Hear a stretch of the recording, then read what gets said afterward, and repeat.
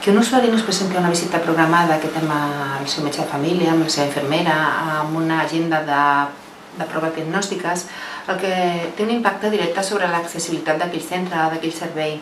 El que fa és que acaba generant llistes d'espera innecessàries, doncs són visites que no es realitzen i que no poden aprofitar altres usuaris. A més, comporta un malbaratament de recursos que són escassos. Estem parlant que aproximadament el 10% de les visites d'un metge de família no s'acaben realitzant perquè els usuaris no ens avisen. Això estem parlant de que, per exemple, en el cas d'una àrea bàsica com Sant Celoni, són aproximadament 5.000 visites que no es realitzen, que és el mateix que el nombre de visites que fa de mitjana un metge durant un any. Analitzant aquestes dades, vam plantejar que havíem de fer alguna cosa i el que vam fer va ser diferents accions. Vam plantejar de fer diferents accions. El primer que vam fer va ser analitzar totes les dades i a partir d'aquí unes accions informatives de cara a la població.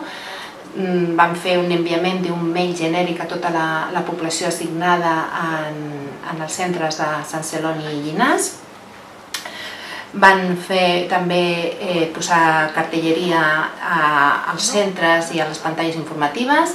Van contactar amb els mitjans de comunicació locals per fer difusió de que faríem una intervenció i a més intentar conscienciar la població de la importància que té, no de que no es presentin, perquè un usuari té dret a no poder venir, sinó que ens han d'avisar, a corresponsabilitzar amb la sostenibilitat del sistema. I també a partir d'aquí hi ha unes mesures més directes a cada usuari absentista. O sigui, el que estem fent actualment i vam començar a fer a primers de juny és que cada dia dels usuaris que no es presenten automàticament es genera un correu electrònic que s'adreça a aquest usuari dient-li que tenia una visita programada i que no s'ha presentat. Prèvia a la visita també fem recordatoris. També als usuaris que ens han donat el permís per rebre missatges a través del seu mòbil o a través del correu electrònic, els enviem un missatge recordatori que tenen una visita programada per l'endemà.